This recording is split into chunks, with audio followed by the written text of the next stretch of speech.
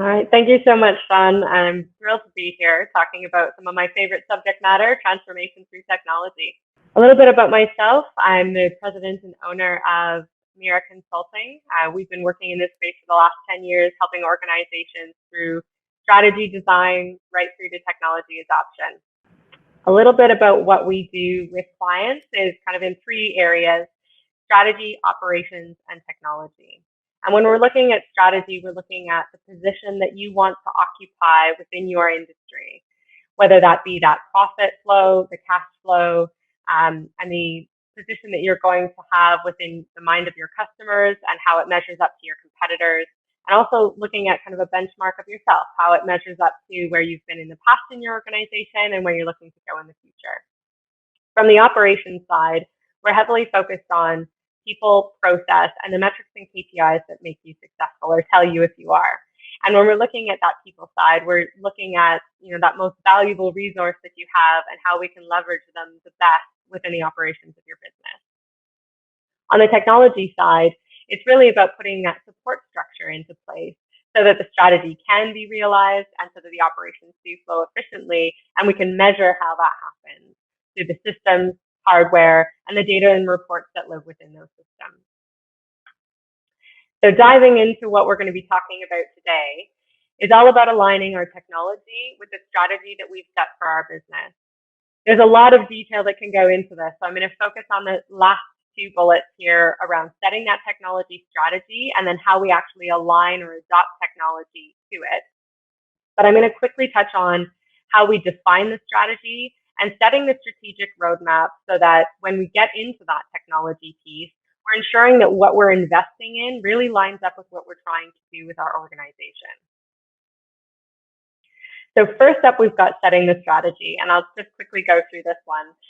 But positioning, it's really about the position that you're going to occupy within your industry, how that measures up to the competitors that you think are truly kind of a benchmark against where you are and what you provide to customers.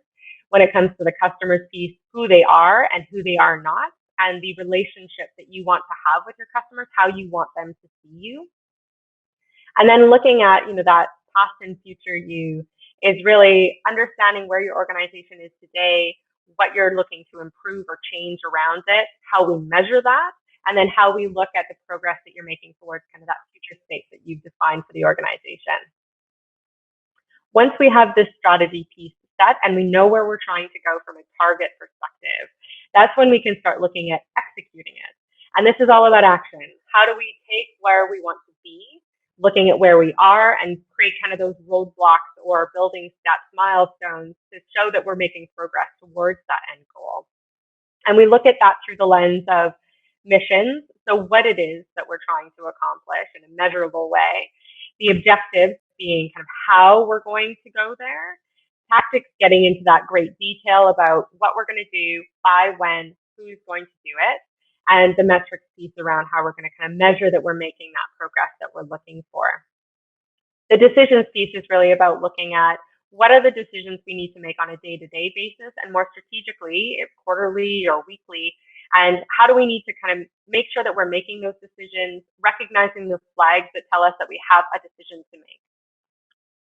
Once we know how we're going to execute this strategy, oftentimes one of the big elements that comes out of this executing strategy or strategy roadmap is looking at what technologies do we need to evaluate, change, bring in so that we can make all of this true. And that's when we get into technology strategy, which is what we're trying to talk about today, is how do we line up the tools that we need to use in our organization to make that future state strategy really possible. So when we're looking at a technology roadmap, one of the big pieces that we need to know first before we can kind of dive into action is really looking at what are the technologies that we actually have in our business today? What are the technologies that we use? What are the ones that we need to kind of evaluate their security concerns? Are there duplicates there in terms of what those systems can accomplish? Can we look at who actually uses them and who doesn't? Do they line up with our operational processes in the business? And then we also want to look at what they cost. And not just the carrying cost of the technology in terms of what we pay for the licensing fees, but looking at the manual effort that's involved in actually making them work and what's the overhead cost of actually keeping that system within our organization. Once we have a clear indication of kind of what is going on under the hood, that's when we can start looking at, all right, which ones do we need to consider removing because they either are a complete duplicate and so it's a waste of money to continue to pay for it, or they actually have a security issue. So it's something that is maybe a free system and therefore we have no rights over the data that we're putting into it. So looking at what maybe is not secure. And then also looking at, what's not used. So, if there's something that you've been paying for and that maybe you used it 5 years ago, but nobody really needs it or sees value in it today. And so looking at which ones we can actually remove out of the environment to simplify it and to protect ourselves from that security perspective. The improve piece is where ideally we would put most of our time, effort, and energy into looking at the technologies we already have, that we're already using, but that maybe we're not leveraging fully. There's opportunities to use it more deeply, to have it more ingrained in our operational processes, to make things more efficient and more automated. And also looking at technology that's already compatible with the technologies that exist within our environment. So what are new modules that are coming out for that technology, or new technology systems that actually cleanly integrate and really fulfill a deeper purpose within that technology, or bring greater value to what we can pull out of it in terms of data, those types of things. We also want to look at what are some of the technologies we have in our environment that maybe both host master data and we don't have a source of truth. And it might be as simple as integrating those two solutions so that instead of us manually updating both of those systems and trying to keep them in sync, we can let the technology integration do that for us. And one of the big pieces here to know what we can improve and what the opportunities are to leverage is to have really great relationships with the vendor partners so that they can come to us and say, this is the roadmap for this technology. These are the new modules coming out. These are some cool integrations that are really working for our clients that you might want to think about. And by having them as kind of that second brain to pick on what to do, especially with the most critical technologies, can really help us define what that improvement can look like. When we're looking at replacing a system, there's only very rare situations in which I would advise this. And it really comes down to if a technology is not going to be supported and we're not going to be able to post entries to it. It's basically getting kind of pulled off the market because it's maybe really archaic or it doesn't function with a lot of the new technologies that companies are typically using in this space. Or we've completely outgrown it. So if you think of, an ERP solution that maybe worked when your organization was 50 people and you were operating in one country, and now we've moved into a much more complex business model where, you have 250 employees and you're operating in multi-currency, that old legacy system might just not work for the strategy or the operations of the business today. And that might mean that it's time to look at replacing it. We also want to think about technologies that maybe really eat into our profit margins because they take a ton of manual effort to keep updated or to keep kind of working in the way that the operation is working today. And in those, that gives us an opportunity to kind of look at, what are the profit margins? What is the cost of truly holding this system? And do we need to start looking for one that we can better leverage and doesn't eat into a lot of that manual effort? There might also be opportunities to look at, if your business model has really fundamentally shifted, is there something that we need to look at in terms of replacing an existing technology or looking to add a net new technology that maybe we've never had before, such as an e-commerce solution? And when we're looking at kind of adding a new tech that we've never used before, we want to think about what that's going to impact in terms of the operating model and also the customer experience that it's going to give. And that's where something like an e-commerce can come into play. The other piece to kind of look at with adding is if we have that new critical requirement, because what we're looking to strategically achieve with our organization is fundamentally different than the space that we were occupying previously. Once we know what this technology roadmap looks like, we can start getting into that technology adoption piece. With technology adoption, we're looking at kind of three main phases. And I'm going to talk a little bit, this is quite a large process or endeavor that a lot of people have probably been through. You've seen what this looks like and how challenging this can be. When we're looking at technology adoption, there's a lot that goes into this and that can get unpacked, which we can't tackle everything today. So I'm really going to stay focused on the pieces where we see something go either really astray, or it can really mean that it impacts the success of a program. And so we want to look at the pieces where these projects can really fall apart and highlight those ones. So that's what we're going to spend most of our time on talking today. There's three main phases to a technology adoption process or project, but oftentimes we'll see organizations just jump straight into technology deployment and maybe kind of skip a little bit of the business design side and not pay as much attention once the program is in on the business adoption side. So what we're going to talk through today is how to follow this methodology in its most deepest way so that we can catch any of the challenges that often come up and trip us up and make sure that we're going to have a smooth program moving forward. The first piece is really around business design. Before we even start looking at what technologies exist out in the market and reaching out to those vendors, we start with what it is that we're actually expecting this technology to do. So what is the business design side, the requirements that we're looking for a system to fulfill? The first piece is around that strategic alignment, like we were talking about earlier. If we're looking at making an investment in technology, we need to make sure that it lines up with where we're looking to move ourselves from where we are today to that kind of place we're going to occupy within the market, and that the technology we're looking for, or the type of technology that we're looking for, is actually going to meet that criteria and fulfill that goal that we're looking to meet. So that strategic alignment piece.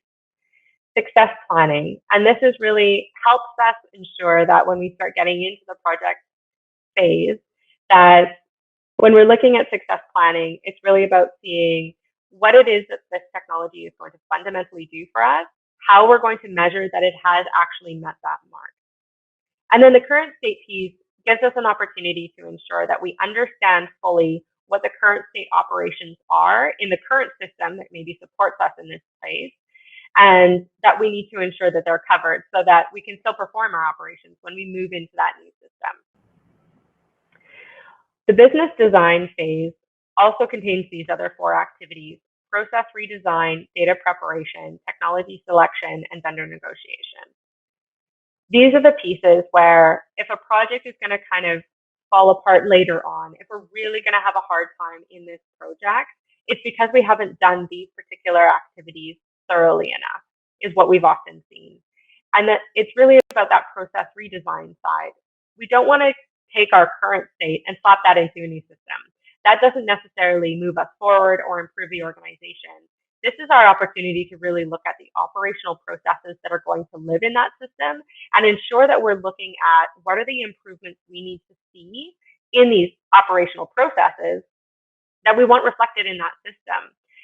So we're looking at designing kind of that future state of operations and looking at, what are the constraints in the current state? What are the pain points that people are feeling? And how can we leverage a system, not one particular one, but a system to help us clarify those or get rid of those pain points?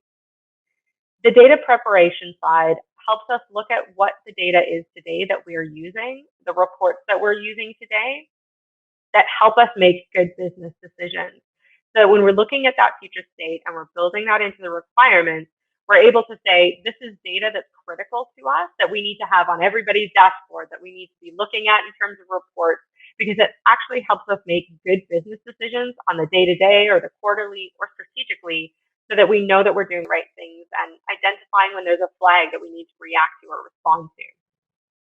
Then we get into the fun part, which is around technology selection. So we've got all of that great current state, future state. We know what the reports are that we're looking for in terms of the data that we're looking for to house in this system. And then we can go to our vendors out there in the market and start talking to them about what our needs are. And we can also ask them to help us understand how their technology can meet that need with the out-of-the-box solution, and if there's elements of what we need that really truly is special to our business or our industry, that we need to have some configuration in the system for it to actually meet that need. It's our opportunity to also start to talk to the different vendors that we're trying to decide between and understand how that relationship with them is going to flow. So it gives us a chance to see what the communication is like between the vendor and our organization. And, you know, if this is the partner that we're going to have for the next 5, 10 plus years that we want to really work with and help us understand how that technology can be built upon, not just now during this project phase where we're implementing, but forevermore. Once we have that technology vendor selected, we've got our contract in place, that's when we get into technology deployment. And this is the long stretch of the project where we're really making sure that the requirements are super clear on both sides of the fence. We go through hashing all of that out. We make sure that we know what this technology is going to do and how it's going to fit into our operational processes. Within this phase, there's a couple of pieces that we really want to pay attention to. Two of them are, one, communication, and two, documentation. So throughout this technology deployment phase, we want to ensure that we're thinking about how are we keeping communication lines open between the subject matter experts in the business on the project, our vendor partners, and that we're also documenting any of the decisions that are made, the risks that we're seeing on the project, and also the requirements that maybe we didn't know when we were going through our business design phase, or we just hadn't thought them through, or something really came up that was a huge opportunity we want to leverage within the new system, that we're documenting all of those changes to the requirements to ensure everybody stays on the same page and that the scope and the success plan is really met. When we're talking about project management and what it takes for these projects to go smoothly, we really want to look at resource capacity. It's really challenging on a project when you have a lot of your subject matter experts who are still trying to perform their day-to-day operational tasks, and they're doing this project kind of on the side of their desk. It's really hard for them to give it the time and energy and also brain capacity that's needed to think through how we want this technology to work in our future state operations. From a project management side, this is really where we want somebody who's going to be dedicated to thinking about what are all of the activities that need to take place, in what order, does everybody have the information that they need, do they have access to the documentation and the subject matter experts that they need, and all of these little activities that need to happen along the way, are we doing them in a timely fashion so that we can actually meet our schedule and so that we can meet our budget? And when we look at statistics for technology projects and how many of them kind of go over budget or don't hit the schedule and also have massive pieces of scope creep, a lot of that is because we don't have that communication and documentation really nailed down and having a resource dedicated to ensuring that it's there. When we're looking at that vendor design and the configuration side, we're looking at, how do we support our vendor, our partner, throughout this project to ensure that they have everything that they need in a really timely fashion so that when they're designing this technology for us and they're configuring all of the data structures and they're putting all of that in, they have access to the right people as soon as they need them so that when they have questions, we're not stalling them or kind of holding them back and making progress. And that's where a lot of projects, kind of that schedule gets blown out, is when we don't have access to the right resources and subject matter experts that the vendors need in order for this to go smoothly. The other piece around technology deployment where we really see things can fall apart or not be successful is when we're looking at data preparation, testing, and training. These three activities take a lot of effort and time from the subject matter experts in the business. This is their opportunity to say, this is the data that we actually are going to migrate into the new system from the old. Typically, we don't want to see legacy data totally migrated over. That data cleanse exercise is enormous in the effort it requires, and I would argue doesn't add a ton of value. So it's more about looking at, from the data preparation side, what the master data is that we need and how that's going to fit into the reports that we're looking to see in the organization at every level in the organization, depending on the role that people are in. On the testing side, there's a lot of different types of testing that go into any kind of technology deployment, integrations between two systems that are in play, the actual system that's been built, and we rely on our vendor partners to do that system testing and operational testing, so ensuring that the system that they've built is actually really functional. When it comes to user acceptance testing, this is the opportunity for the business to ensure that the technology that's been created by our vendor partners is actually going to function for our business and meets all of those requirements that have been clarified and documented along the way. So user acceptance testing, there shouldn't be any big surprises that come up here from the technology side itself, but also from the requirements. We would want to have that all fleshed out as we're having all of that communication and documentation going through these steps up until this point. User acceptance testing is an opportunity for the subject matter experts in every department, the people who are actually going to use this system day to day, to ensure that they understand how it's working, where the data is going to and getting pulled from, what they're supposed to be doing, and that they know that this is really meeting the needs of those future state process flows that we created way back in phase one in the business design phase, and that they can perform those processes seamlessly within the system, and that it's meeting those needs. So this piece isn't just about that the technology is functioning, but that we can use it to function within our business. The training side is another big piece. Oftentimes we do a great job of training people on how to use the specific technology, and our vendor partners are great for this. And you can really rely on them for that training. There's a secondary element to training that often can kind of be missed, and that's about training people on how to use that technology within the overarching holistic operational process.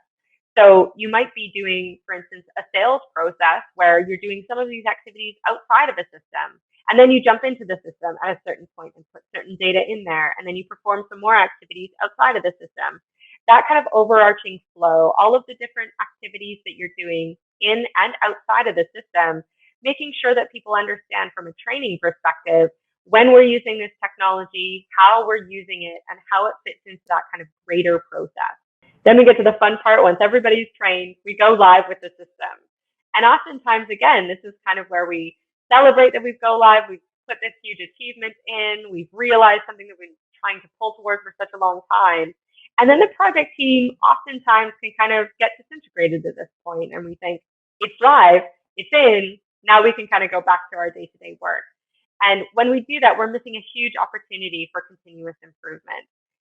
And that's what this next phase is really about, that business adoption phase, where we're really not just realizing the gains we've made by going live with a new system, but we're looking at how we can continuously improve and lean on our vendor partners to tell us how we can further leverage this system so that we're always successful within it, and it continues to grow with us as our organization develops over time.